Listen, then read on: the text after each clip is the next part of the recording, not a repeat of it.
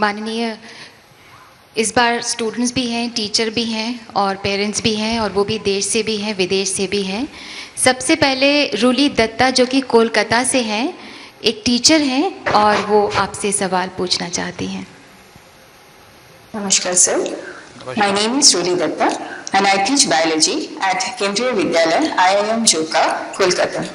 My question to you, sir, is as a teacher, what do you tell parents who consider exams as make or break situation for their children's future? Thank you, sir. As a teacher हमें उन parents को क्या कहना चाहिए जो ये समझते हैं कि एग्ज़ाम से उनके बच्चों का भविष्य या तो बन सकता है या बिगड़ सकता है। माननीय, इसी से मिलता जुलता ही एक और सवाल है जो हमारे बीच में इस वक्त बैठे हैं रोहित श्री, जो कि बेसिकली केरला से हैं लेकिन दिल्ली में रहकर सिविल सर्विसेज की तैयारी कर रहे हैं। आपसे कुछ पूछना चाहते हैं। माननीय प्रधानमंत्री जी नमस्कार, मेरा नाम रोहित श्री है, मैं केरला का रहने वाला हूं और मैं अभी दिल्ली में यूपीएससी की तैयारी कर रहा हूं। महोदय, हमारे पेरेंट्स और हमारे टीचर्स का हमारे ऊपर कुछ ज़्यादा ही उम्मीद रहती है, जिसकी वजह से हमारे ऊपर बहुत प्रेशर भी रहता है। महोदय, मुझे लगता है आपका भी हाल कुछ हमारे जैसा है, देशवासियों को आपसे कुछ अधिक ही अपेक्षाएँ हैं।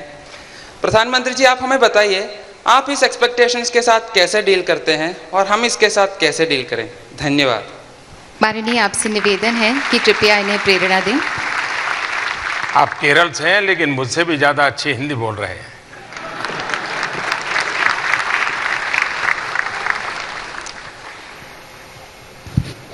आप में से बहुतों को जब 10वीं या 12वीं कक्षा में जाते होंगे या फाइनल एग्जाम होगा, किसी को दिन में 10 बार सुनना पड़ता है, समझ नहीं आता है। दोस्तों के साथ टेलीफोन पे बैठे रहो, चलो कंप्यूटर छोड़ो, कुछ पढ़ाई करो, क्या कर रहे हो? ऐसा ही होता है ना? सच बताइए ना।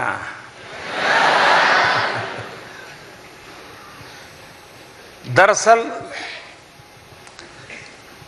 परीक्षा का महत्व तो है, इसका इनकार नहीं कर सकते, और मैं ये तो नहीं कह सकता हूं अरे परवाह मत करो यार, जो होगा सो होगा, देखा जाएगा, ऐसा तो नहीं कह सकता। लेकिन क्या ये परीक्षा जिंदगी की परीक्षा है क्या, कि उस क्लास की परीक्षा है? अगर एक बार मन में तय करें कि भाई ये एग्जाम 10वीं कक्षा की है, ये एग्जाम 12वीं कक्षा की है, ये मेरी जिंदगी की कसौटी नहीं है, अगर इतना से हम सोच लें तो हमारा जो भार है, बोझ है, वो भी कम हो जाएगा और शायद उस एक काम के लिए हमारा फोकस बढ़ जाएगा। अभी नहीं तो कभी नहीं, ये जो कुछ कहते हैं ना भाई, अब 10वीं में गया तो सब बेकार, जिंदगी पूरी, ऐसा कुछ नहीं है। परीक्षा के गलियारे से ही निकली हुई जिंदगी होती है, ऐसा नहीं है, उसके बाहर भी बहुत बड़ी दुनिया होती है।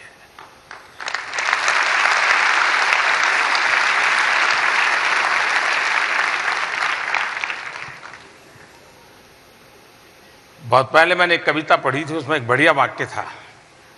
उसमें लिखा था, पूरी कविता तो मुझे याद नहीं आज, कुछ खिलौने के टूटने से बचपन नहीं मरा करता है।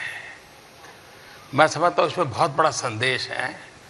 कुछ खिलौने के टूटने से बचपन नहीं मरा करता है। एक आध एग्जाम में कुछ इधर उधर हो जाए तो जिंदगी ठहर नहीं जाती है।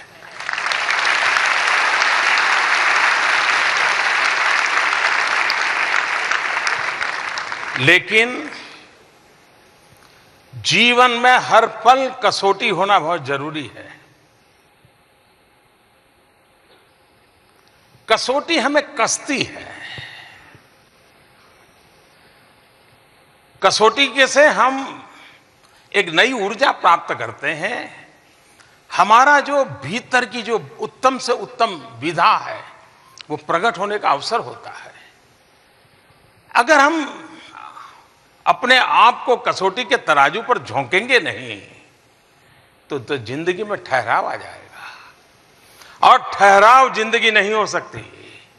जिंदगी का मतलब ही होता है गति, जिंदगी का मतलब ही होता है सपने, जिंदगी का मतलब ही होता है जी जान से उसको अचीव करने के लिए लगे रहना, वरना उस जिंदगी का मतलब है। और दूसरी बात है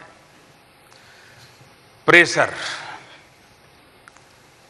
कभी कभी तो हम बालकों की मनस्थिति ऐसी होती है कि एक अवस्था में हम पहुंच जाते हैं कि माँ मम्मी पापा कुछ भी कहे तो हमें लगता है ये मेरा बिगाड़ रहे हैं, मैं जो कर रहा हूं सही है, इनको कुछ समझ नहीं आती। ऐसा ही होता है ना, ये कुछ समझते ही नहीं है, ऐसा होता है ना।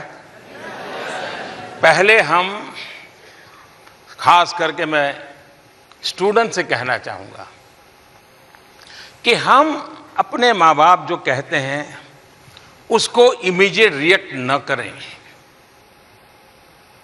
गौर से सुने।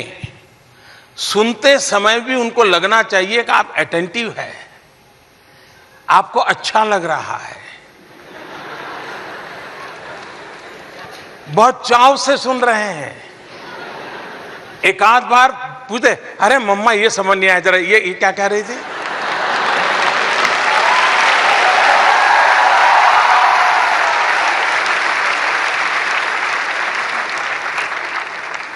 एक बार इतना कर लीजिए, शाम होते होते मम्मा कहेगी कि बेटा सुबह मैंने बहुत कह दिया तुझे।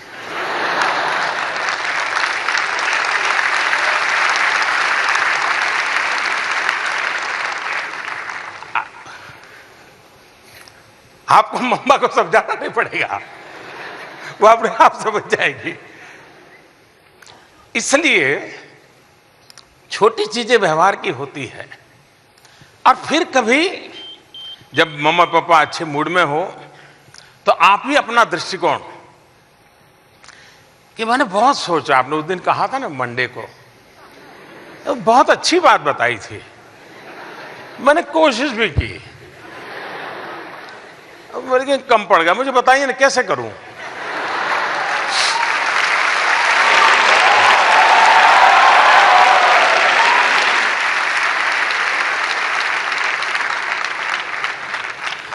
आपकी एग्जाम पूरी, उनकी एग्जाम शुरू। घंटे भर उनको समझ नहीं आएगा क्या जवाब दे। इसका मतलब ये नहीं कि मैं आपके माँ बाप का बोलती बंद करना सिखाता हूं आपको, लेकिन कभी कभी न सुनने से टकराव पैदा होता है। बाद में माँ बाप से आप देखिए, एक मित्र भाव से आपका संवाद शुरू होगा, वे आपके हेल्पिंग हैंड हो जाएंगे। मेरी अभिभावकों से भी आग्रह है कि कहीं ऐसा तो नहीं है कि आपने बचपन में सोचा था डॉक्टर बनना है, अब क्लर्क बन गए।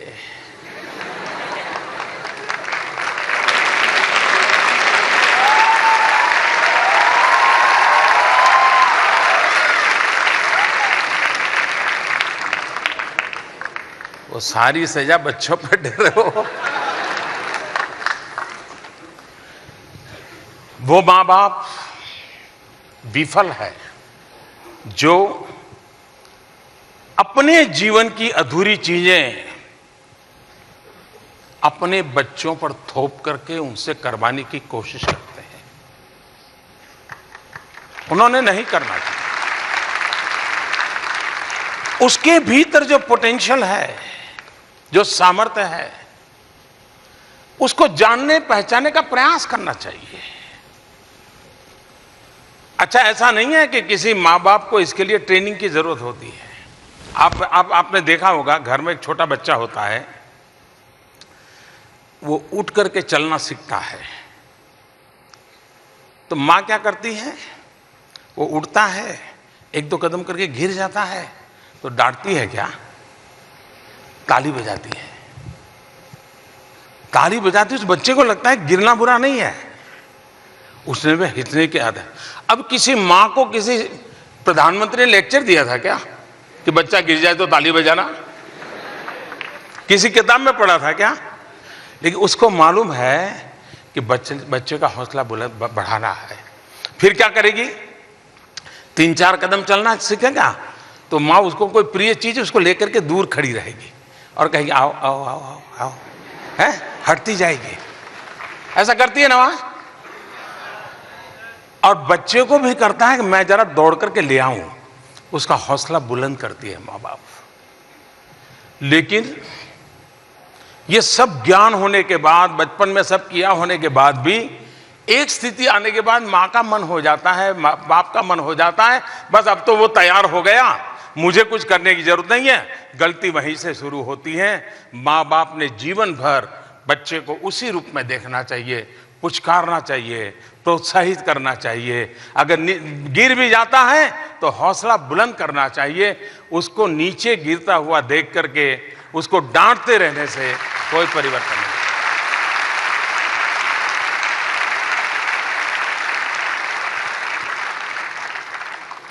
जहां तक अपेक्षाओं का सवाल है, एक प्रकार से अपेक्षाएं अच्छी चीज है। मैंने कहा ना, वो बालक को मां दूर रह करके दौड़ाती है, वो अपेक्षा है कि भाई तुम अब 10 कदम दौड़ के मेरे पास आओ। अपेक्षा आवश्यक होती है। अपेक्षाओं के कारण हमें भी कुछ ज्यादा करने की इच्छा जगती है। अगर अपेक्षा ही नहीं होगी तो आप मुझे बताइए,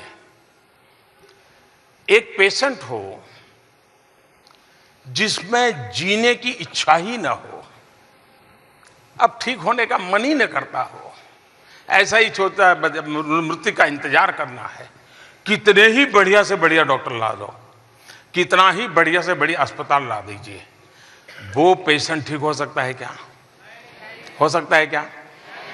तो निराशा में की गर्त में डूबा हुआ समाज या व्यक्ति या परिवार कभी किसी का भला कर सकता है? और इसलिए आशा और अपेक्षा ऊर्ध्व गति के लिए अनिवार्य होती है। और मैं, जैसे आपने प्रश्न पूछा, क्योंकि आप अब आईएएस बनना चाहते हैं तो आपके मन में यह सवाल स्वाभाविक था। यह बहुत स्वाभाविक है कि समाज में अपेक्षाएं हो, निराशा नहीं होनी चाहिए। वरना ये छोड़ो यार, मोदी जी तो ऐसे ही है, कुछ होने वाला नहीं, चलो यार अपना काम करें। जी नहीं, वो कहता है मोदी जी आप है और ये नहीं होता है। ये तो विश्वास है। मैं तो चाहता हूं, लोग कहते हैं कि मोदी ने बहुत एस्पिरेशन जगा दिए, मैं तो चाहता हूं 125 करोड़ देशवासियों के 125 करोड़ एस्पिरेशन होने चाहिए, उसको उजागर करना चाहिए, देश तभी चलता है।